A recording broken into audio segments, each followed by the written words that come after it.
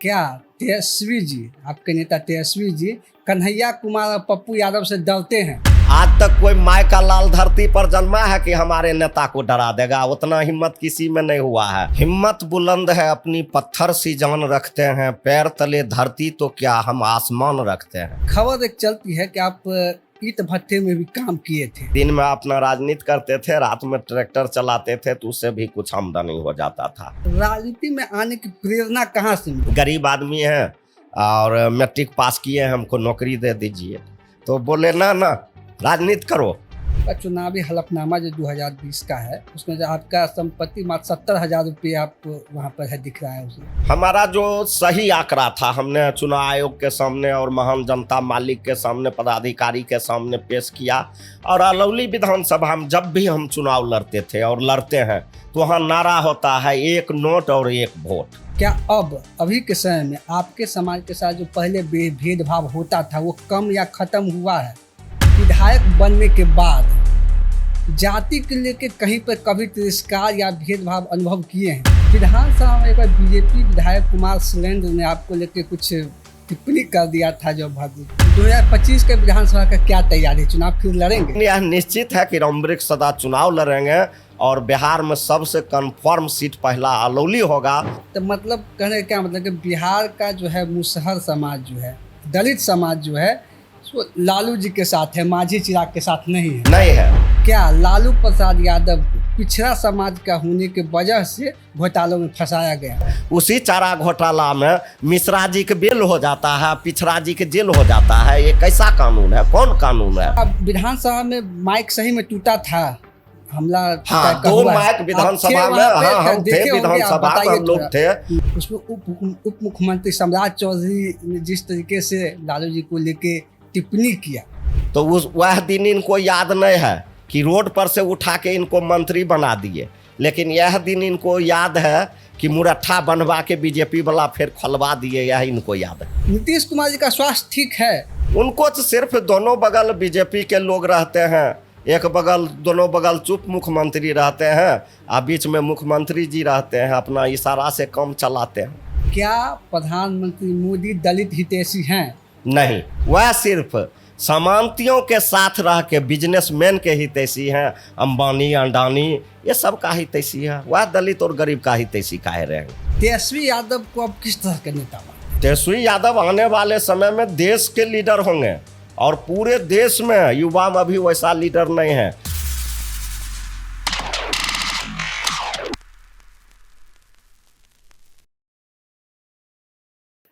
नमस्कार दोस्तों, आज हम आपको मिलवाने जा रहे हैं बिहार के एक ऐसे नेता से जो इंदिरा आवास के घर में रहते हुए विधायक का चुनाव जीतकर विधानसभा पहुंचे हैं। हम बात कर रहे हैं अलौली से आरजेडी के विधायक रामवृक्ष सदा जी की, जिनका जीवन जो है संघर्षों की पाठशाला है। जो उन्होंने अपने संघर्षों के बदौलत राजनीतिक यात्रा शुरू की और आज वो बिहार विधानसभा में आरजेडी का प्रतिनिधित्व कर रहे हैं। तो स्वागत है सर आपका हमारे इस खास शो में। बहुत बहुत धन्यवाद। तो हम सर पहले शुरू करेंगे आपकी जो है सो निजी जीवन से, शुरुआत से हम शुरू करना चाहेंगे। सर आपका बचपन कैसा बीता, किस तरह के माहौल में आपकी परवरिश हुई थी? हिम्मत बुलंद है, अपनी पत्थर सी जान रखते हैं, पैर तले धरती तो क्या हम आसमान रखते हैं। हम लोग दलित परिवार से आते हैं और दलित में भी हम लोगों के समाज के खास करके मुसहर जाति का जो स्थिति है वह दलित में सबसे निम्न स्तर पर है, सबसे नीचे है। चाहे वह शिक्षा हो, चाहे वह व्यवसाय हो, चाहे वह नौकरी हो, चाहे वह रोजगार हो, चाहे वह खेती हो, चाहे वह किसी भी चीज़ हो, समाज में सबसे नीचे पैदान पर रहने वाले लोग हम लोग हैं, जिनको मुसहर समाज बोला जाता है दलित समाज में। तो जहाँ हमारा जन्म हुआ था तो रोन गांव है, रोन गांव के 12 नंबर वार्ड में अलौली प्रखंड में मेरा जन्म हुआ। और उस गांव में स्कूल वगैरह नहीं था, बहुत दूर दूर तक शिक्षा का कोई नाम नहीं था। हम लोगों के घर में कोई पढ़े लिखे भी नहीं थे, पिताजी किसी तरह दस्तखत वगैरह कर लेते थे। तो वहीं से हमारा शुरू हुआ और हमको ललक था कि हमारे गांव में जब भी लोग परदेश उस समय जाता था, दिल्ली पंजाब जाता था, तो चिट्ठी भेजता था लोग। तो वह चिट्ठी पढ़ाने के लिए हम लोगों के गांव के जो चाची लगती थी या फिर हम लोगों के गांव के जो महिला थी, वह दूर तक जाता था चिट्ठी पढ़ाने के लिए दूसरे समाज के यहाँ लोगों के यहाँ, और अपना काम छोड़ के जाता था, अपना जो मजदूरी था वह छोड़ के जाता था। और एक चिट्ठी पढ़ाने में जो पढ़ने वाला लोग था वह 3-3 दिन 4-4 दिन लगा देता था, आज आना कल आना परसों आना। और इनका ऐसे ऐसे धीरे धीरे उनका मजदूरी छूटता था, उनके घर का स्थिति खराब होते जा रहा था। बाल बच्चा के जब मजदूरी हम लोगों का आदमी नहीं करेगा, शाम में उसको भोजन करना बड़ी मुश्किल हो जाता है। तो इसी को देखते हुए जब हमने देखा कि हमारे समाज में इतना बड़ा कष्ट है, एक भी लोग युवा पढ़े लिखे नहीं हैं, हमारे घर में भी कोई पढ़े लिखे नहीं है, तो उसी समय हम ठाने थे कि हम पढ़ेंगे। और हमारे पिताजी और माताजी बगल के ही एक हम लोगों के घर से 2-2.5 किलोमीटर लगभग दूर है बरुआ प्राथमिक स्कूल में मेरा नामांकन कराया गया, और वहीं से मेरा पढ़ाई शुरू हुआ। और पैदल ही जाते होंगे? हाँ, पैदल जाते थे। उस समय बड़ी जंगल था, अब तो सब जगह खेत हो गया है। उस समय बहुत हम लोगों के यहाँ बगीचा भी था और जंगल भी था, और उस रास्ते से अकेले जाना होता था और आना होता था। लेकिन हम लोगों के वहाँ जो गुरुदेव थे जो हम लोगों को पढ़ाते थे, स्वर्गीय, अब तो स्वर्गीय हो गए हैं, आनंदी प्रसाद यादव जी, आनंदी बाबू, और स्वर्गीय जो है से नारायण प्रसाद वर्मा जी, ये दोनों बहुत अच्छे शिक्षक थे। और आज भी इनको हम गुरु के रूप में कबूल करते हैं, मानते हैं, प्रणाम करते हैं, श्रद्धा सुमन अर्पित करते हैं। और इनके आशीर्वाद प्यार से हमने 5वां पास किया प्राथमिक विद्यालय बरुआ से। फिर 6ठा क्लास में हमने जो है से वहाँ से फिर मिडिल स्कूल मध्य विद्यालय अलौली में मेरा नामांकन हुआ। और वहाँ से कितना दूर था आपके घर से? वहाँ से हम लोगों के घर से 5-6 किलोमीटर था, और रोज 5 किलोमीटर रोज पैदल आना होता था और रोज पैदल जाना होता था। उस समय तो कहीं गाड़ी का ठीक नहीं था, और लोग बहुत सारे लोग साइकिल से भी जाते थे, तो हम लोगों को ऐसा स्थिति नहीं था कि साइकिल खरीद पाते। सर, आप मैट्रिक तक ही आपकी पढ़ाई क्यों हुई? क्यों उसके बाद आगे क्या पढ़ाई क्या? नहीं, कुछ जैसे हम 5वां पास करने के बाद 6ठा 7वां में गए तो हमारे माताजी का देहांत हो गया। और हम लोगों के घर परिवार में हमारे पिताजी मजदूरी करते थे, वह अकेले आदमी थे, तो हम 2 भाई बहन थे। तो उनको माताजी के देहांत होने के बाद फिर घर का भी जिम्मेवारी देखना था, जिसके चलते हम पिताजी के साथ कुछ काम बटाना, हाथ बटाना शुरू किए। कितना वर्ष के रहे होंगे जब आप पिताजी का हाथ बटाना शुरू किए? बस वही 7वां क्लास में, 6ठा 7वां में पढ़ते होंगे, वही 11-12 साल का मेरा उम्र होगा।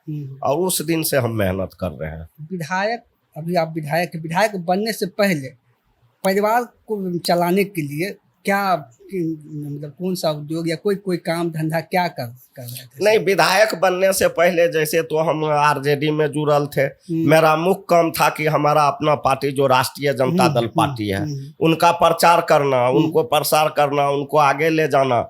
हम लोग जिस क्षेत्र से आते हैं अलौली विधानसभा से, वहीं अलौली विधानसभा में ही रामविलास पासवान जी का घर था, पशुपति पारस जी का घर था। उस समय इन लोगों के बहुत दबदबा था, बिहार के जितना क्रिमिनल था 97-98 में वो सारे पासवान जी के साथ थे, चाहे मुन्ना शुक्ला हो, सूरज भान हो, राजन तिवारी हो, रमा सिंह हो, बहुत सारे क्रिमिनल थे। और लोकल में भी जो क्रिमिनल थे वह जो है से पासवान जी के साथ थे।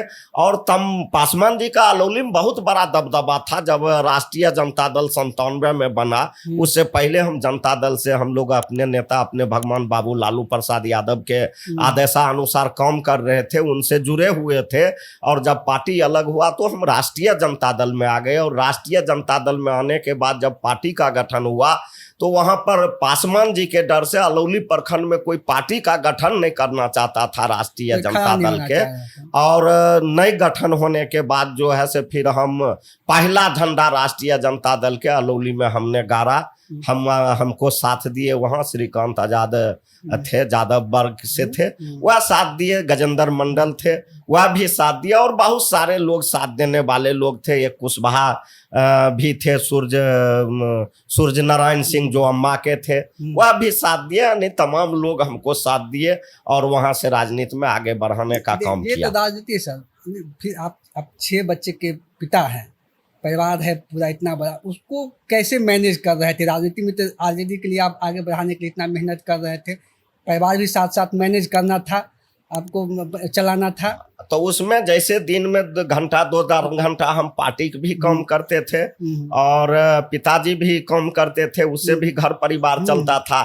और रात में कुछ न कुछ हम काम कर लेते थे, ट्रैक्टर भी चला लेते थे, तो जिससे परिवार का भरण पोषण हो जाता था। आपका इतना माता पिता, 6 बच्चे, आप इतना एक छोटा सा घर में रहने में कैसे एडजस्ट, कैसे मतलब इस चीज़ को देखिए, थोड़ा- सबसे मुख्य चीज है, आज सरकार हम लोगों के बारे में सोच रहा है। सरकार का नीति है कि बाल विवाह, तो बाल विवाह सबसे ज्यादा किस में होता है? दलित वर्ग में होता है सबसे ज्यादा। हम लोगों दलित हम, जो हम लोगों के कम पढ़े लिखे लोग हैं वहाँ कम होता है। पढ़े हम लोगों के वर्ग में होता है। आखिर क्या कारण है कि बाल विवाह होता है? हम लोगों के समाज के पास जमीन नहीं रहता है, घर नहीं रहता है। एक घर रहता है, उसी घर में अपना रहता है, उसी घर में बेटा पुतो रहता है, उसी घर में अगर बहन और बहनों आ गया तू रहता है, उसी घर में बेटी जमाए आ गया तू रहता है, उसी घर में छोटा छोटा बच्चा रहता है, जिसके कारण मजबूरी में हम लोगों को छोटा छोटा बच्ची को और बच्चा को शादी करना पड़ता है कि वह अपने घर चला जाए जब तक वह समझने बुझने वाला लोग होगा। यह मजबूरी है हम लोगों के पास, और शुरू से ऐसा रहा है। और सरकार सिर्फ बाल विवाह करती है। अगर सरकार इस चीज पर ध्यान दे दें, जो दलित है, जो गरीब है, उनको अलग अलग घर दे दें, तो बाल विवाह स्वतः रुक जाएगा। जिस पृष्ठभूमि से आप आते हैं, बहुत मतलब कि गरीबी देखे हैं, ये करें, उसके बाद अब राजनीति में इतना व्यस्त रहते होंगे, तो परिवार के लोग आपको किस तरीके से सपोर्ट करते हैं इसमें? कैसे पारिवारिक जीवन और क्या कहते हैं राजनीतिक जीवन दोनों कैसे मैनेज करते हैं?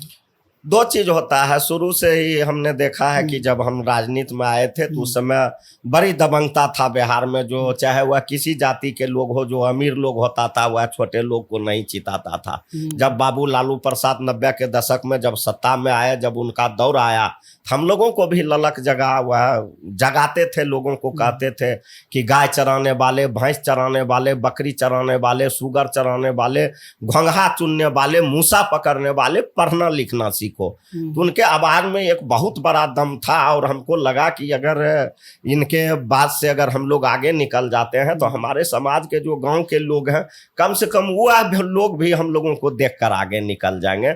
और जहां तक परिवार का बात था, परिवार के तमाम लोगों ने सपोर्ट किया, हर दुख में सपोर्ट किया, हर परिस्थिति में सपोर्ट किया, और हर समय सपोर्ट में रहा, जिसके चलते आज परिवार का भी सपोर्ट रहा और अलौली विधानसभा के महान जनता मालिक का भी सपोर्ट रहा कि हमने आगे बढ़ा। खबर एक चलती है कि आप ईंट भट्टे में भी काम किए थे, तो वहां से विधायक बनने तक का सफर मतलब कैसा, मतलब उस चीज का? देखिए, जो गरीब होता है वह सब काम करता है। हम आपको बताएं कि हम ट्रैक्टर भी चलाए, दिन में अपना राजनीति करते थे, रात में ट्रैक्टर चलाते थे, तो उससे भी कुछ आमदनी हो जाता था। और काम चाहे वह हम लोगों का खास मुसहर जाति का काम खेतिहर मजदूर का है, वह भी हमने काम करने का काम किया। यानी काम मतलब जो भी काम मिलता था परिवार के भरण पोषण के लिए, वह काम हम करते थे। वहां से जब आप विधायक बने तो किस तरीके से आपके मन में क्या भावना ये आया कि आप? नहीं, वहां से जब नीचे से 2000 में भी हम चुनाव लड़े थे, हम लोगों के नेता आदरणीय बाबू लालू प्रसाद यादव जी टिकट दिए थे, और जबरदस्ती हमको हरा दिया गया था 2000 के चुनाव में। उस समय पासवान जी रेल मंत्री थे, पारस जी सर्टिफिकेट लेके निकल गए थे। उसके बाद 2005 में भी लड़े, सफलता नहीं मिला। 2010 में गठबंधन हो गया, और 15 में फिर गठबंधन के तहत चंदन राम को टिकट दे दिया गया। फिर भी हम पार्टी में रहे, उनको मदद किए, और आज भी हम दल में रहे, जिनके चलते आदरणीय हमारे भगवान बाबू लालू प्रसाद यादव जी टिकट दिए और विधायक बने। विधायक बनने के बाद लोग को एक बहुत बड़ा ये लगता है कि हम ये हो गए हैं, लेकिन हमने सरजमीन देखा है, हमने धरती देखा है, हमने गरीबी देखा है, हमने अपने समाज को रोते बिलखते हुए परिवार को देखा है, हमने अपने समाज में वह शिक्षा देखा है, हमने अपने समाज में अंधविश्वास देखा है, हमने अपने समाज में बेरोजगारी देखा। इन सभी को दूर करने के लिए बराबर चिंतित रहते हैं, और खास करके अपने समाज के लोग को 2 चीज में हम ज्यादा जागृत करते हैं। एक, अंधविश्वास से आगे निकलो, और दूसरा, आधा रोटी जरूर खाओ लेकिन अपने बच्चों को जरूर पढ़ाओ, चाहे जैसे पढ़ाओ लेकिन अपने बच्चों को पढ़ाओ। अब हम लोगों के समाज के लोग भी पढ़े लिखे हो गए हैं, पढ़ लिख रहे हैं और आगे समाज के मुख्य धारा से जुड़ रहे हैं। राजनीति में आने की प्रेरणा कहाँ से मिली? क्या सोच क्या आपके अंदर विजन आया कि हमको राजनीति में जाना चाहिए, हम ये बदलाव करेंगे ये? नहीं, देखिए, जिस समय जब बाबू लालू प्रसाद यादव जी का दौर था तो उनका कार्यक्रम लोकसभा विधानसभा में हम लोगों के इलाके में होता था, तो हम पिताजी के साथ काम कर रहे थे। उसी समय रोन हम लोगों का घर है तो वहाँ गए हुए थे आदरणीय बाबू लालू प्रसाद यादव जी लोकसभा के चुनाव में। तो हम आगे में थे, बड़ी जोर जोर से नारा लगा रहे थे, लालू यादव जिंदाबाद। तो उस समय जनता दल ही था, तो इशारा किए कि अरे उसको भेजो। तो हमको बुलाया गया तो फिर मंच पर गए। उस समय हम मजदूरी करके आए थे, पूरा ऐसे लेटल सोटल थे। तो मंच पर जाने के बाद उन्होंने कहा कि क्या नाम है, तो हम बोले कि रामवृक्ष सदा। तो कहा कि सदा मुसहर हो के है? जी सर। अरे तुम लोगों के तो मिश्री सदा मिनिस्टर हुआ करते थे, उस समय हम लोगों के समाज में मिश्री सदा अलौली से 2-3 बार मिनिस्टर हुए थे। तो कहे कि सर हम लोग गरीब आदमी हैं और मैट्रिक पास किए, हमको नौकरी दे दीजिए। तो बोले ना राजनीति करो, ठीक ना, अभी नौकरी का तुम्हारे उम्र नहीं है, अभी तुम राजनीति करो। और उन्हीं के प्रेरणा से, उन्हीं के हिम्मत से आज हम यहाँ तक पहुँचे। तो आपका चुनावी हलफनामा जो 2020 का है, उसमें जो आपका संपत्ति मात्र 70,000 रुपये आप वहाँ पर है दिख रहा है उसमें। और चुनाव का खर्च बहुत ज्यादा होता है चुनाव लड़ने का, तो कैसे संसाधन जुटाए आप, किस तरीके से इस चीज में? हमारा जो सही आंकड़ा था हमने चुनाव आयोग के सामने और महान जनता मालिक के सामने, पदाधिकारी के सामने पेश किया। और अलौली विधानसभा में जब भी हम चुनाव लड़ते थे और लड़ते हैं तो वहाँ नारा होता है 1 नोट और 1 वोट। जो भी अलौली का हमारे मतदाता है, चाहे वह किसी भी जाति धर्म संप्रदाय के लोग हो, आप अलौली जाइएगा तो आपको पता नहीं चलेगा कि हम किस पार्टी के विधायक हैं। वहाँ सभी पार्टी के लोग हमको समर्थन करते हैं और सभी पार्टी के लोग के हम स्थानीय विधायक हैं और सभी के जहां तक होता है हम मदद करते हैं। तो अलौली विधानसभा के जो महान जनता मालिक हैं, चाहे वह किसी भी जाति बिरादरी के लोग हो, सभी लोग ने नारा दिया था 1 नोट और 1 वोट। लोगों ने वोट देने का भी काम किया और चंदा देने का भी काम किया, जिसके बदौलत और बाबू लालू प्रसाद यादव और बाबू तेजस्वी यादव का आशीर्वाद भी रहा, जिनके बदौलत आज बिहार विधानसभा में पहुंचे। एक बहुत ये इमोशनल दृश्य आया था सामने जब आपको पहली बार इसी आवाज़ का जब आपको चाबी मिला था, तो आप जो है सो बहुत इमोशनल हो गए थे। हाँ, सही बात है। वह आंसू खुशी का आंसू था। और जब भी गरीब आदमी को कुछ मिल जाता है, जिस दिन अच्छे चीज तोहफा मिल जाता है, तो उसके लिए वही दिन त्योहार होता है। त्योहार उसके लिए अलग से नहीं आता है। तो हम लोग भी कभी सोचे भी नहीं थे कि हम लोग करोड़ों के घर में रहेंगे या फिर बिहार विधानसभा हम लोग पहुंच पाएंगे। या तो हमारे भगवान बाबू लालू प्रसाद यादव जी का देन है कि आज गरीब मजदूर मुसहर का बेटा मजदूरी करने वाला आज आपके चैनल के सामने अपनी बातों को रख रहा है। या तो बाबू लालू प्रसाद यादव जी का देन है, आज भी उनको हम भगवान मानते हैं और कल भी उनको भगवान मानते थे। पहली बार जब विधानसभा में बैठे होंगे तो उस समय क्या अनुभव किए? विधानसभा पहली बार जब पहले बार हम विधानसभा में गए और अंदर घुसे तो हमको लगा कि नहीं, जो हम लोगों का जो जात जो विकास से कोसों दूर है, शिक्षा से कोसों दूर है, स्वास्थ्य से कोसों दूर है, जिनका स्थिति ठीक नहीं है, उनका हम लोग जो है से यहाँ पहुँचने के बाद हम अगर विधानसभा के माध्यम से चाहेंगे उनके लिए आवाज़ उठाएंगे तो उनका स्थिति सुधर सकता है। इसलिए हम बराबर गरीब के हक में विधानसभा में आवाज़ उठाते रहे और बहुत हद तक गरीब का काम भी हुआ। क्या अब अभी के समय में आपके समाज के साथ जो पहले भेदभाव होता था वो कम या खत्म हुआ है? देखिए, संस्कार अभी भी नहीं, समाज में देखिए, समाज एक बनावट है, तो बोल चाल के भाषा में समाज का वही भाषा रहता है जो भाषा पहले था। थोड़ा बहुत सुधार हुआ है, लेकिन छुआछूत वाली बात हम लोगों के साथ कभी नहीं रहा है। हम लोगों के समाज के जो आसपास के लोग हैं, कभी छुआछूत के भावना नहीं रहा। और जब छोटे थे तब भी नहीं था, तब पर भी नहीं था। और खास करके हम लोग मुसहर जाति से आते हैं। उस समय मुसहर जाति का सिर्फ काम था खेती करना, और जो गिरहत होता था जिनको हम लोग मालिक बोलते थे, जमींदार होते थे, उनके घर तक राशन पहुंचाना, उनको आटा गेहूं मकई पिसा के लाना, उनके घर अनाज, उनके घर में कोठी में अनाज रखना, उनके घर में जाके हम लोगों के माँ बहन जो है रोटी बनाना मजदूर के लिए, नौकर के लिए, ये सिर्फ हम ही लोगों के, दलित में हम ही लोगों का काम था। और हम लोगों के परिवार ईमानदार होता था, इसलिए जमींदार लोग के हम लोगों पर विश्वास था, इसलिए शुरू से ही मुसहर समाज से कहीं छुआछूत नहीं था। विधायक बनने के बाद जाति के लेके कहीं पर कभी तिरस्कार या भेदभाव अनुभव किए हैं? देखिए, यह तो एक बनावट है।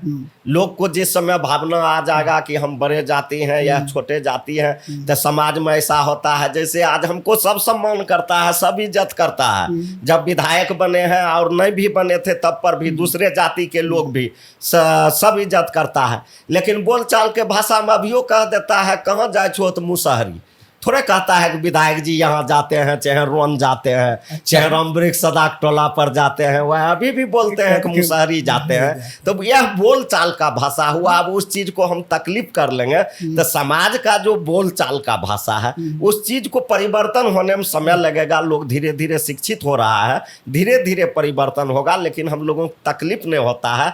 आज भी गाँव घर में हम जाते हैं तो जो चाचा लगते हैं दूसरे जात के लोग भी, जैसे हंसी हो गया, रोन हो गया, बरुआ हो गया, बथनाहा हो गया, डेरा हो गया, लदौरा हो गया, गिद्धा हो गया, जोगिया हो गया, इतना संझौती हो गया, इतना दुरालौली हो गया, जो अगल बगल के लोग हैं, ये तमाम लोग अभी भी जो बुजुर्ग लोग हैं हमको रमवृक्षे कहता है, रमवृक्षे ने सुनी कम कर दें, तो बड़ी खुशी होता है कि अभी भी लोग में हमको अपना था, लोग हमको अपना मान रहे हैं। विधानसभा में एक बार बीजेपी विधायक कुमार सुरेंद्र ने आपको लेके कुछ टिप्पणी कर दिया था, जो तो कैसा अनुभव हुआ था कि जब विधायक बन गए उसके बाद बैठे वहाँ पर भी कोई? देखिए, जिन लोगों को भावना शुरू से ही समानती वाला रहा है, चाहे आप उनको कोई कुर्सी पर बैठा दीजिएगा, उनका भावना समानती वाला ही रहेगा। बीजेपी के बहुत ऐसे विधायक हैं जो ठीक भी हैं, और बहुत ऐसे विधायक हैं जो साफ समानती है, जो निचला वर्ग के लोग को, पिछड़ा, अत्यंत पिछड़ा दलित को देखना नहीं चाहता है। तो सलंदर जी के भावना में आया कि यह दलित विधायक है और हमसे अच्छा बोल लेते हैं, इसी लेकर चिर हुआ, तो वह कुछ बोल गए विधानसभा में, बोल गए। उसके बाद हम लोग फिर स्पीकर को कहे, फिर माफी मांगना पड़ा। 2025 के विधानसभा का क्या तैयारी, चुनाव फिर लड़ेंगे? वह तो हम लोगों के नेता आदरणीय बाबू तेजस्वी यादव जी और हम लोगों के नेता आदरणीय बाबू लालू प्रसाद यादव जी तय करेंगे कि कौन चुनाव लड़ेंगे और नहीं लड़ेंगे। लेकिन यह निश्चित है कि रमवृक्ष सदा चुनाव लड़ेंगे, और बिहार में सबसे कन्फर्म सीट पहला अलौली होगा, जहां से राष्ट्रीय जनता दल से रमवृक्ष सदा चुनाव जीत के आएंगे। क्या आपको लगता है कि राजद में मुसहर समाज को जो है उचित प्रतिनिधित्व या मंच मिल रहा है? देखिए, जितना मिलना चाहिए। उस समय जब बाबू लालू प्रसाद यादव जी का दौर था और जब शहर का गिनती होता था, तो हम लोग जब शहर से पीछे चल जाते थे तो बोलते थे कि अभी हमारा जीन बचा हुआ है। तो वह जीन कौन था? वह जीन हम ही लोग थे, दलित समाज के लोग, मुसहर वर्ग के लोग, उनका जीन थे जो वोट एक तरफा मिलता था। आज भूइयाँ मुसहर मिला के बिहार में लगभग 6% हम लोगों का आबादी है, और हम लोग दोनों भूइयाँ और मुसहर एक ही हैं। तो इतना आबादी है और हम लोग उस समय उनका जीन थे। तो जो जीन बाबू लालू प्रसाद यादव जी का पहले था, वह जीन हम लोगों के बाबू तेजस्वी यादव के नेतृत्व में जाग चुका है। आप चल जाइए बिहार के कहीं भी, आपको तमाम मुसहर कहेगा कि हम लोग जो है इस बार वोट लालू यादव को देंगे, सभी लोग बोलेंगे। इसलिए कि चाहे भगवतिया देवी हो, चाहे भगवतिया देवी हो, चाहे समता देवी हो, चाहे रमवृक्ष सदा हो, ऐसे ऐसे बहुत लोग हैं जिनको नेता और मंत्री मिनिस्टर जो है MP MLA बनाने का बाबू लालू प्रसाद यादव जी काम किए हैं। आपने मांझी जी का सवाल किया, मांझी जी का हम लोगों के समाज के लोग नकार दिए हैं। मांझी जी मुख्यमंत्री बने थे तो माननीय मुख्यमंत्री नीतीश कुमार बोले थे कि बिहार में जो मुसहर समाज के लोग हैं जिनको हम महादलित बनाए हैं उनको 3 डिसमिल हम जमीन देंगे। और जब इनको मुख्यमंत्री बनाया गया तो बड़ी कुदक के बोले थे कि हम 5 डिसमिल देंगे। क्या गो मुसहर के जमीन दिया? अभी भी मुसहर आहार पर, नहार पर, पोखर पर, रेलवे किनारे, सड़क किनारे अपन जीवन गुजर कर रहा है। जब पोखर बनाने की बात आता है तो पोखर से उखाड़ के फेंक देता है तो रेलवे लाइन पर जाता है, और जब रेलवे लाइन बनाने की बात आता है तो मतलब वहां से जमीन उखाड़ के नहीं फेंक मिल रहा देता है तो सड़क किनारे आता है। तो मांझी जी के लोग क्यों कहेगा? मांझी जी के लोग क्यों बर्दाश्त करेगा? अक्सर क्यों आता है उनको कि स्वीकार इतना आदमी करेगा? को जमीन दिया गया तो किसको मिल रहा है? नहीं, कहाँ लिस्ट दिखावे के मांझी जी के रिजिड में क्या गो मुसहर के जमीन मिला है? मांझी अगर जी के रिजिड में। सरकार कोई बोल रहा है तो वह गलत बोल रहा है। आज भी हम लोग एक परिवार 10 परिवार एक घर में रहते हैं। अगर जमीन रहता 10 परिवार एक घर में हम लोग रहते। बिहार में दलितों का सबसे बड़ा नेता आप किसको मानते हैं? श्री लालू प्रसाद यादव जी को। मांझी जी को तो आप मानने के लिए तैयार हैं। चिराग नहीं, पासवान, कोई भी रहे अगर चिराग तो कहते नहीं, हैं वह भी नहीं हो सकता। वो रिजल्ट भी दे देते हैं। वह अपने जात का नेता हो सकते हैं, अपने समाज का, पासवान समाज का नेता हो सकते हैं। वह दलित का नेता नहीं हो सकते हैं।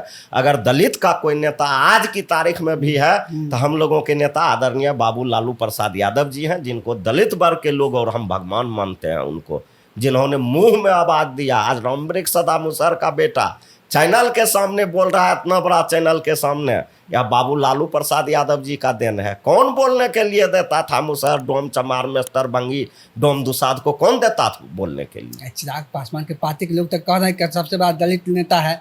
पिछले बार नीतीश कुमार जी को मुख्यमंत्री बनने से रोकिए दिए थे एक तरीके से। अपना मन से कोई भी कुछ बोल सकता है, लेकिन अब इधर तो पासवान समाज के लोग भी उनको नेता मानने से इनकार कर रहा है। आप देख रहे हैं चौकीदार दफेदार संघ के लोग कितना दिन से, उसमें 99% लोग पासवान समाज के लोग हैं, और सरकार में रहते हुए वह अपने समाज के लड़ाई नहीं लड़ रहे हैं, तो उनका समाज क्या उनको समझेंगे?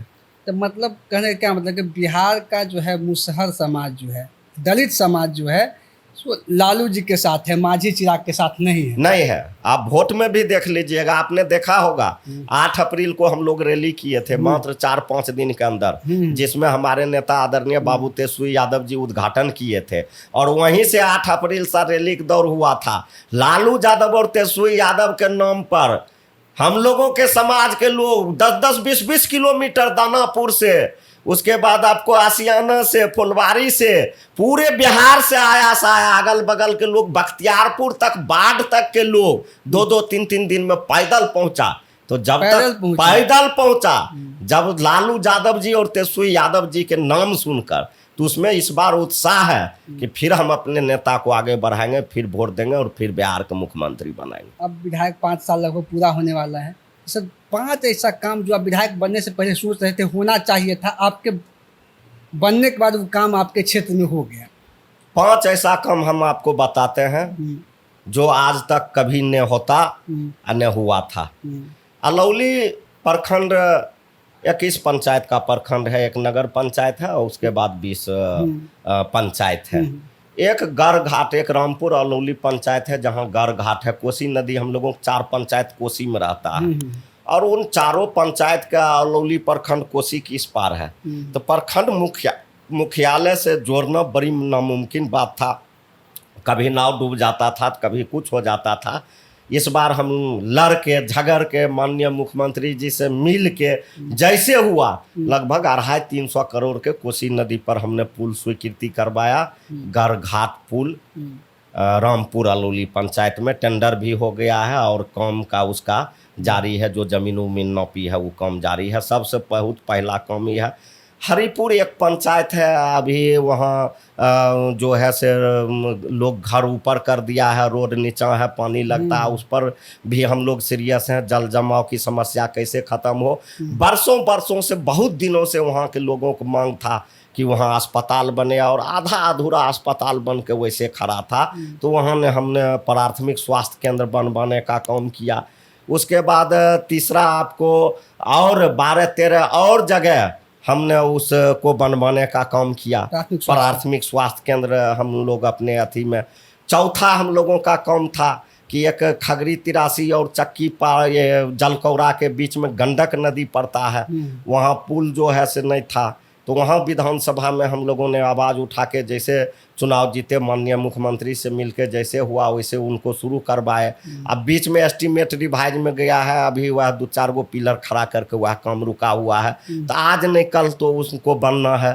5वां हमारा काम था, हमने जैसे चुनाव जीता हमने कहा कि अलौली को अनुमंडल बनाइए, हमने सरकार से मांग किया और इसके लेकर बराबर हमने संघर्ष किया सदन में। और संघर्ष करने के बाद कई एक बेर माननीय मुख्यमंत्री जी से भी मिले कि अलौली पिछड़ा, अत्यंत पिछड़ा दलित इलाका है, आप उनको अनुमंडल बनाइए, नक्सल प्रभावित क्षेत्र है, वहाँ स्थिति ठीक हो जाएगा। तो वहाँ जो है से पुलिस अनुमंडल अभी बन चुका है। तो ये बड़ा बड़ा काम और छोटा छोटा पुल पुलिया रोड रास्ता जो अलौली में नहीं था वह तो बना ही है। बहुत लगभग 6 हॉस्पिटल पहले बनवाए थे और फिर 6-7 के इधर जो है हम लोग ज़मीन अवेलेबल करा दिए हैं। तो इस ढंग से जो अलौली में काम जितना कभी नहीं हुआ उतना हमारे रिजिड में हुआ और वह देखने की चीज़ है। अगर अगली बार फिर से आप विधायक बनते हैं तो कोई 5 काम जो आपको लगता है कि अधूरा रह गया 5 साल में, खूब काम करवाए आप, अधूरा रह गया, वो क्या करवाना चाहेंगे? अलौली में अगर जनता मालिक के सहयोग, आशीर्वाद और प्यार रहा और पुनः उन्होंने अपना प्यार हमें देने का काम किया तो सबसे बहुत बड़ा बात है। अलौली का 5 काम है। अलौली को पूर्ण रूपेण अनुमंडल बनाना है, अभी आधा पुलिस अनुमंडल बना है, अलौली को पूर्ण रूपेण अनुमंडल बनाना है। उसके बाद खास करके अलौली में जो है से किसान की बहुत बड़ी समस्या रहती है। किसान के फसल की जो समस्या रहती है उस पर भी हम लोग विचार कर रहे हैं कि जिस ढंग से लोग दिल्ली पंजाब में जो है मंडी टाइप का व्यवस्था करते हैं उस ढंग से हम लोगों को पंचायत में हो चाहे सरकार के माध्यम से हो कि या पैक्स के माध्यम से हो, पैक्स को मजबूत करना है जिससे किसान को जो है बहुत राहत मिले। उसके बाद हम लोगों का एक बागमती नदी है, वहाँ 2-4 गो लोहा का पुल है, गधबनी में, भिखारी घाट में, सिमराहा में, गौराचक में। हमारा कोशिश रहेगा कि अगला बार यहाँ हर जगह जो है से RCC पुलिया बने। और ख़ास करके हम शिक्षा पर बहुत ज़्यादा ध्यान देते हैं। अलौली में जितना हाई स्कूल है, मिडिल स्कूल है, बहुत हाई स्कूल मिडिल स्कूल को चकाचक कर दिए हैं, पढ़ाई लिखाई का भी व्यवस्था अच्छा कर दिए हैं और जो बचा हुआ है उसको भी हम लोग आगे ले जाएंगे। और ख़ास करके हमारा जो दलित भाई है, हमारा जो मुसहर समाज के लोग हैं, वह समाज के मुख्य धारा से कैसे जुड़े, इस पर भी हमको आगे काम करना। चिराग पासवान की पार्टी कह रही है कि चिराग पासवान इस बार किसी जनरल सीट से चुनाव लड़ेंगे, इसको आप कैसे देखते हैं? वह उनका अपना पार्टी का निर्णय है और आदरणीय बड़े भाई चिराग पासवान जी का निर्णय है। वो अपना समझेंगे, उनका पार्टी है, वह जनरल सीट से चुनाव लड़ते हैं। आपके समुदाय, दलित समुदाय के एक आदमी ज़्यादा को फायदा होगा ना कि चिराग अगर छोड़ते हैं कोई आरक्षण? नहीं, तो वह तो उनके ऊपर निर्भर करता है, इसमें फायदा और नहीं फायदा का बात नहीं है, वह तो उनके ऊपर निर्भर करता है। अगर उनके पार्टी के लोग मांग करते हैं तो वह उनके ऊपर निर्भर करता है कि वह क्या करें। मतलब अच्छा पहल हो है ये, आपको क्या लगता है ये ठीक? नहीं, ठीक है। अगर उनको लगेगा कि हमको जनरल सीट से लड़ना चाहिए और लड़ना भी चाहिए उन लोगों को, वह लोग इतना बड़े नेता है, उन लोगों को जनरल सीट से लड़ना भी चाहिए कि ताकि एक दूसरा दलित अगले सीट से आवे और उनका स्थिति ठीक हो जाए। क्या लालू प्रसाद यादव को पिछड़ा समाज का होने के वजह से घोटालों में फंसाया गया? देखिए, इस देश का अगर नरसर मंडेला है तो उनका नाम है बाबू लालू प्रसाद यादव जी। आज बाबू लालू प्रसाद यादव जी पर काहे उतना केस है? आज मुसहर के बेटा के विधायक बना दिया, जो मजदूरी करता था आज विधानसभा में बोल रहा है। मुन्नी रजक के बना दिया MLC, जो कपड़ा धोती आज विधानसभा में बोल रहा है। तो इस ढंग से जो गरीब के काम किया, गरीबों को मुंह में आवाज दिया, गरीबों के लिए इन्होंने स्कूल खोला, गरीबों को इन्होंने चलना सिखाया, गरीबों को पढ़ना सिखाया, उनको झोंगी झुपड़ी से ला के आज पटना में देख लीजिए। जिस समय बाबू लालू प्रसाद यादव जी थे, राजेंद्र नगर स्टेशन के बगल में देख लीजिए 2-3 गो मुसहरी है, आसियाना में है, जगदेव पथ में है। तो जो मुसहर जाति के लोग थे उनको शहर में लाए कि देखो शहर का क्या कल्चर है, है क्या स्थिति है और सीखो और अपने बाल बच्चे को ऐसा बनाओ। तो इसीलिए लोग लालू यादव से समानती लोग जलते हैं। काज मुसहरा का बेटा भी कुर्ता पैजामा पहन के घूम रहा है, डोमा का बेटा भी घूम रहा है, पासवान का बेटा भी घूम रहा है, चमार के बेटा भी घूम रहा है, भंगी का बेटा भी घूम रहा है, मेस्तर का बेटा भी कुर्ता पैजामा पहन के घूम रहा है। ललुआ सबको नेता बना दिया है, ऐसे में हम लोगों को कुर्ता पैजामा ललुआ छिना देगा। इसीलिए उनको ये समानती लोग जो है तमाम लोग ये फंसाए चारा घोटाला में। हम एक बात आपसे पूछना चाहते हैं, उसी चारा घोटाला में मिश्रा जी के बेल हो जाता है, पिछड़ा जी के जेल हो जाता है, ये कैसा कानून है? कौन कानून मिश्रा है? जी भी जेल गए थे लेकिन लास्ट बेल में आज तक तो बीमारी के ग्राउंड पर उनको बेल मिला था। लालू जी को भी मिला है बीमारी नहीं, वो ठीक है, लेकिन कितना दिन के बाद मिला है? जैसे मिश्रा जी के साथ फटाफट काम हुआ और वैसे पिछड़ा जी के साथ कानून फटाफट काम करता तो आज उनके ऊपर कोई आरोप नहीं रहता। अब बीजेपी के लोग इनको टारगेट कर रहे हैं। पूरे देश में सभी पार्टी बीजेपी के पैर के नीचे उनके नतमस्तक हो गए हैं, उनके पैर में जाके लटक गए हैं। लेकिन गरीबों का भला और लड़ाई लड़ने वाला बाबू लालू प्रसाद यादव जी जो एक हैं, जो आज गरीबों का इज्जत और आबरू बचाए हुए हैं गरीब के पक्ष में खड़ा होके। वोटर लिस्ट रिवीजन अभी हुआ है, लगभग कंप्लीट 1 तारीख को उसका जो ये आ जाएगा, अपलोड हो जाएगा। तो उससे आपके समाज के लोगों को कुछ ये प्रभावित हुआ है? जैसे कि आपके पार्टी का ही आरोप है कि लोग दलित, पिछड़ा, अल्पसंख्यक के जो गरीब लोग हैं वो डॉक्यूमेंट नहीं दे पाए, इसी का उनका नाम कट सकता है या कट गया। देखिए, उसमें खास करके दलित, पिछड़ा, अत्यंत पिछड़ा और अल्पसंख्यक ये ज़्यादा प्रभावित हुआ है। इसलिए कि हम लोगों को तो कागज़ सरकार देती है, हम लोगों को तो अपना कागज़ नहीं है। हम लोग तो एक कहने का मूल निवासी हैं। शुरू से इस देश का, जब से ये धरती बना है तब से हम लोगों के इस देश का वासी हैं, निवासी हैं। और हम लोगों के पास कहीं कोई कागज़ नहीं है। सरकार अगर पर्चा दे देता है तो वह कागज़ रखता है। अब ये जन्म प्रमाण पत्र मांगते हैं, तो जिनके उस समय हम बाप दादा पढ़ल लिखल थे उनके पास जन्म प्रमाण पत्र नहीं है, तो हम लोगों के बाप दादा कौन पढ़ल लिखल थे? और यह साजिश है कि गरीब को वोट काटो। एक तो डॉक्यूमेंट है बैंक का पासबुक, तो ये जो खुला इतना जनधन अकाउंट खुला था, पासबुक तो होगा लोग, तो पासबुक होगा तो जनधन से लोग को फायदा होता, तब ना उस पासबुक के जगह के लोग रखता। अच्छा, जनधन से खाता खुलवा लिया कि सभी को 15-15 हजार रुपया महीना में आपके खाता में जाएगा, 15-15 लाख रुपया। मोदी जी बोले थे 15-15 लाख रुपया सभी के खाता में जाएगा जनधन योजना के तरफ से। 15 ग्रुपों नहीं आया तो लोग कोई खाता फेंक दिया, कोई फाड़ दिया, कोई हरा दिया। गरीब आदमी के रहने के लिए घर नहीं रहता है, डॉक्यूमेंट्स कहाँ से आएगा? आप कोसी इलाका वाला लोग के डॉक्यूमेंट लाइएगा, साले साल बाढ़ आता है, साले साल। आज उन लोगों का घर यहाँ रहता है, कल 2 किलोमीटर के बाद रहता है, तो कहाँ से कागज दिखाएंगे? तो ये तो बीजेपी का साजिश है। चुनाव आयोग से मिलकर बिहार के आम महान जनता मालिक ने ठाना था इस बार बाबू तेजस्वी यादव को मुख्यमंत्री बनाना था, जिनको लेकर बीजेपी के लोग हार मान चुकी है, घबरा गई है और घबराहट में आके चुनाव आयोग से मिलकर इस ढंग के काम कर रहा है। बीजेपी वाले तो ये कह रहे हैं कि आप लोग हार के डर से आरोप लगा रहे हैं ताकि बाद में कहें कि अगर कोई रिजल्ट अगर ऊपर नीचे हो तो हम कह सके। नहीं, ये तो बीजेपी का सोची समझी साजिश। अब हम आपको बता रहे हैं कि बिहार में लगभग जो है से करोड़ों लोगों का नाम काटा जा रहा है। 1 करोड़ लोगों का अगर नाम काट देगा तो कितना सीट प्रभावित होगा? लगभग 65 लाख के आसपास। तो 65 लाख कम हुआ, 65 लाख कितना सीट प्रभावित करेगा बिहार में? मरल आदमी भी नहीं, तो ये साले साल वोटर लिस्ट में वो होता है, मरल कौन है, जिंदा कौन है। अब तो आधार कार्ड ये चला दिए, तो आधार कार्ड का क्यों नहीं मान्यता दिए? जो आधार कार्ड से पासपोर्ट बनता है, जो आधार कार्ड से बैंक का खाता खुलता है, जिस आधार कार्ड से लोग कहीं रेल का टिकट मिलता है, जिस आधार कार्ड से हॉस्पिटल में सहायता मिलता है, और जो आधार कार्ड खुद मोदी जी लागू किए हैं, उस आधार कार्ड का ये उसका मान नहीं दे रहा है, उसका कोई मतलब नहीं समझ रहा है, तो इसके मन में बेईमानी तो है ही। अगर बेईमानी नहीं रहता तो आधार कार्ड का आधार बनाता। ये है कि बिहार अभी विधानसभा का मानसून सत्र हुआ है, उसमें उप मुख्यमंत्री सम्राट चौधरी ने जिस तरीके से लालू जी को लेके टिप्पणी किया, उसको कैसे देखते हैं आप? देखिए, सबका अपना अपना संस्कार होता है और शुरू से ही वह वैसे संस्कार के हैं जैसे आपने विधानसभा में देखा है। और यह हम ही लोगों का प्रोडक्ट है। कहाँ से आया है? जिस समय ये लफुआगिरी करते थे तो इनका पिताजी बोले थे हम लोगों के नेता आदरणीय बाबू लालू प्रसाद यादव जी के, हमारा बेटा अब हाथ से निकल जाएगा, कुछ कर दीजिए, कुछ बना दीजिए। तो हम लोगों के नेता आदरणीय बाबू लालू प्रसाद यादव जी कम उम्र में इनको मंत्री बना दिए।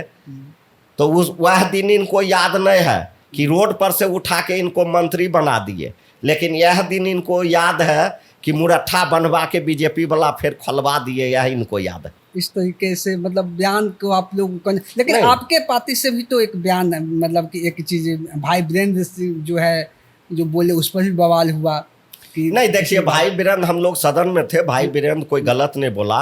वो यहाँ दो उप मुख्यमंत्री है, उप मुख्यमंत्री का मतलब चुप मुख्यमंत्री।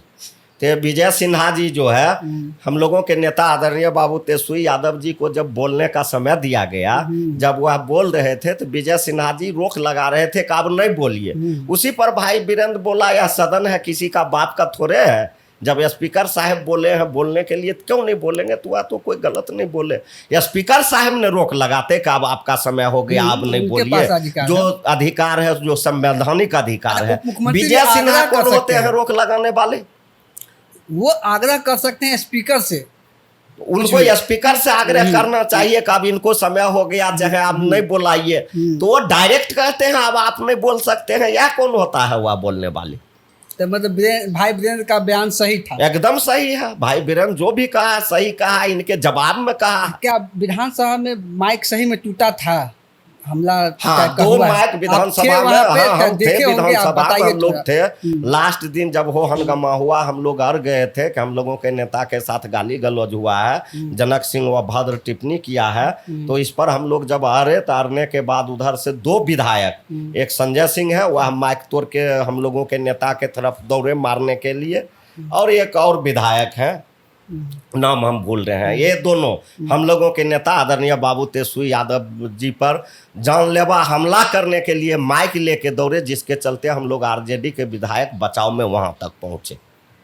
राबड़ी देवी भी जो एक बयान दी हैं कि तेजस्वी यादव पर जो नेता प्रतिपक्ष उनके ऊपर जान से मारने का जो है उनके ऊपर कई हाँ, माइक लेकर अगर हम लोग नहीं रहते तो माइक स्टील का होता है, वह माइक से अगर लग जाता तो जान जाना ही था। इतना लोहा का इतना मोटा पाइप होता है, स्टील का होता है। नीतीश कुमार जी का स्वास्थ्य ठीक है?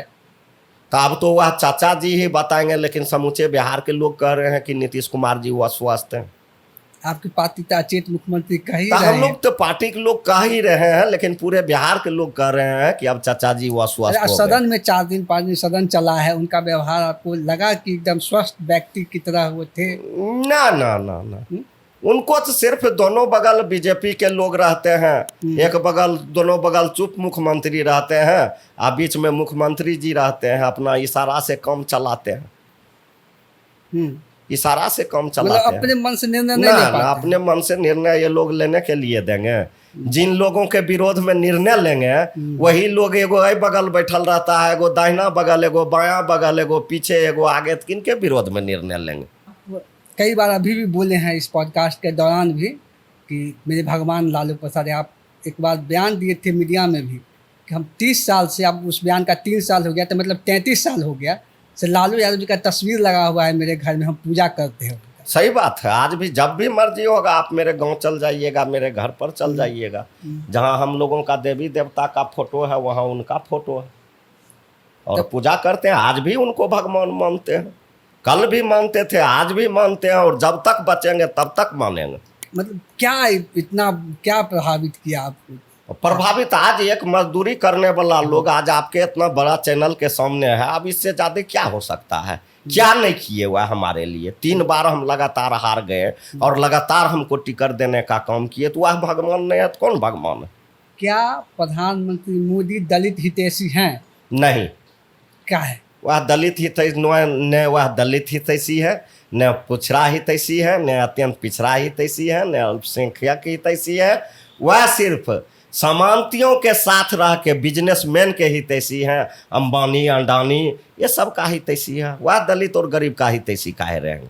राहुल गांधी को पप्पू कहना, मतलब पप्पू मतलब मूर्ख कहना, मतलब क्या सही है? कैसे नेता लगते हैं आपको?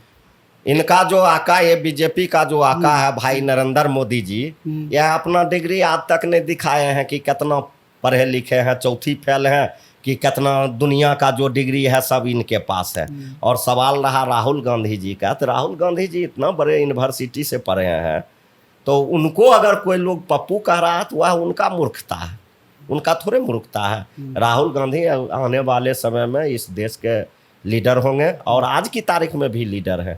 और जितना राहुल गांधी जी गरीब गुरबा की बात उठाते हैं करते हैं, उतना ये लोग करते हैं। यही दशरथ मांझी जी के बारे में नीतीश कुमार जी सिर्फ हल्ला किए, और दशरथ मांझी का बेटा टुटलका घर में रहता था, मट्टी के घर में रहता था, लेकिन हुआ कि उनका घर भी बना दें। वही राहुल गांधी आया और उनके घर देख आज उनका घर बन रहा है। तो आज भी दलित के लिए, पिछड़ा के लिए, अत्यंत पिछड़ा के लिए बाबू लालू प्रसाद यादव जी, हम लोगों के नेता बाबू तेजस्वी यादव जी, राहुल गांधी जी, सोनिया गांधी जी, यही लोग काम करते हैं। तेजस्वी यादव को अब किस तरह के नेता मानते हैं? तेजस्वी यादव जिस टाइप अपना भावना इजहार कीजिए, किस तरह के आपको क्या लगता है? तेजस्वी यादव आने वाले समय में देश के लीडर होंगे, और पूरे देश में युवा में भी वैसा लीडर नहीं है, और आज की तारीख में भी वह देश के लीडर हैं, और आने वाले समय में भी देश के लीडर होंगे, और देश इनके नेतृत्व में आगे बढ़ेगा और देश विकास करेगा। जैसे बिहार मात्र 17 महीना की सरकार में, मात्र 17 महीना की सरकार में बिहार में इन्होंने 5 लाख लोगों को नौकरी दिया। आने वाले समय में पूरे देश में इनका डंका बजेगा, और आने वाले समय में देश के बड़े लीडर होंगे। विपक्ष जो 9वीं फेल करके जो उनके पास और कुछ है बोलने के लिए, कुछ है? इनका प्रधानमंत्री जी कितना पास है, कभी डिग्री दिखाए हैं? इनका गृह मंत्री जी कितना पास है, कभी डिग्री दिखाए हैं? 9वीं फेल कहने वाला लोग कभी डिग्री दिखाए हैं? हम लोगों के नेता बाबू तेजस्वी यादव के लोकप्रियता को देखकर जब वह बोलने लगते हैं ना, तो ये लंदन से पढ़ने वाले पसीना छूट जाता है, इसीलिए उनको 9वीं फेल कहते हैं। क्या तेजस्वी जी, आपके नेता तेजस्वी जी, कन्हैया कुमार और पप्पू यादव से डरते हैं? आज तक कोई माय का लाल धरती पर जन्मा है कि हमारे नेता को डरा देगा? उतना हिम्मत किसी में नहीं हुआ है। काहे उनको आसपास नहीं फटकने और देते यह हैं? शेर का बेटा सवा शेर है, लालू यादव शेर है, उनका बेटा या सवा शेर है, या किसी से डरने वाला है? किनका औकात है कि तेजस्वी यादव को डरा देगा बिहार में? तो आपके गठबंधन के लोग हैं, उनको आसपास क्यों नहीं फटकने देते हैं? सब लोग अपना अपना काम कर रहे हैं, तेजस्वी जी भी अपना काम कर रहे हैं, राहुल जी भी अपना काम कर रहे हैं, सब लोग गठबंधन के लिए कर रहे हैं। नहीं, एक रैली में जो प्रदर्शन हुआ था, उसमें जो है सो कन्हैया कुमार पप्पू यादव को गाड़ी पर नहीं चढ़ने दिया गया, बहुत बवाल हुआ।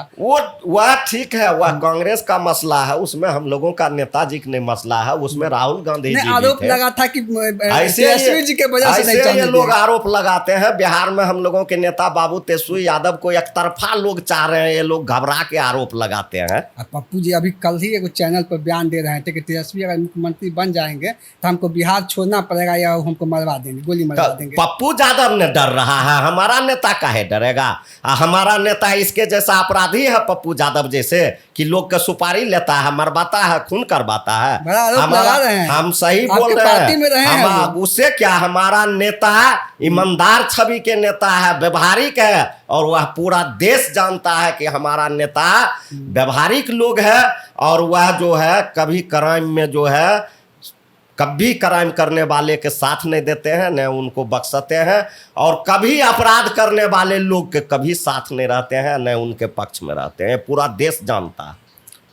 क्या पप्पू यादव के वजह से यादव वोट बैंक में सेंध लगेगा क्या? कहीं नहीं। पूरे बिहार के जो यादव भाई हैं, शुरू से हम लोगों के नेता आदरणीय बाबू लालू प्रसाद यादव के पक्ष में गोलबंद है। लेकिन लोकसभा चुनाव में तो दे दिए उनको, पप्पू जी को वोट। वह दूसरा बात हो गया था, वह विधानसभा का चुनाव नहीं था, इस बार विधानसभा का चुनाव है। इंडिया गठबंधन का मुख्यमंत्री चेहरा कौन होगा? हम लोगों के नेता आदरणीय बाबू तेजस्वी यादव। घोषणा नहीं हुआ है अभी तक। घोषणा नहीं। अभी जो इंडिया गठबंधन के जो कोर कमेटी का लीडर अभी कौन है? वही ना है। तो जब लीडर उनको चुना गया तो आगे फिर नेता कौन होंगे? वही होंगे। प्रशांत किशोर को चुनौती मानते हैं आप लोग? क्या है प्रशांत पांडे? हम तो नहीं जानते हैं प्रशांत पांडे। किशोर बोले हैं, आप जानते हैं? तो वही प्रशांत, हम लोग प्रशांत पांडे जानते हैं, आप किशोर जानते होइएगा। क्या है प्रशांत पांडे? हम तो नहीं जानते हैं। चुनावी रणनीतिकार है, आपके पार्टी के लिए भी मुखिया है, आपके पार्टी के लिए भी काम समिति किया है। मुख्यमंत्री है, एमपी है, एमएलए है, राज्यसभा सदस्य है। क्या है प्रशांत पांडे? बड़ा मेहनत कर रहे हैं अभी। करने दीजिए। वहन वहन कितने लोग बिहार में मेहनत कर रहा है। आप कह रहे हैं कि एकदम 40 को मुसलमान को टिकट देंगे। वो 100 के दे दे, उससे क्या बनता बिगड़ता? कुछ बनने बिगड़ने वाला। ये तो बीजेपी का बी टीम है। अहिन करेंगे, 40 को मुसलमान के टिकट दे देंगे, 80 को यादव के टिकट दे देंगे, तेसुई यादव के हराएंगे। तो यही इनका सोच है। वह बात अब सब यादव भाई या मुसलमान भाई या बिहार के सब जनता जान रहा है कि यह किस लिए आया। स्वर्णों को तो टिकट देंगे, स्वर्ण को देंगे तो बीजेपी का वोट नहीं कटेगा। वह किनको देगा नहीं देगा, लेकिन वह बात तो नहीं बोल रहा है। इनके मुंह पर तो ज्यादा मुसलमान यादव का बात रहता है। अगर आपको मंत्री बनने का मौका मिले तो पहला काम क्या करेंगे? अगर हमको मंत्री बनने का मौका मिला तो सबसे पहला काम होगा कि बिहार में उस विभाग में जो गड़बड़ी होगा, जो विभाग मिलेगा उसको ठीक किया जाएगा। और विभाग जो कागजे पर ज्यादा चलता है उसको सरजमीन पर लाया जाएगा।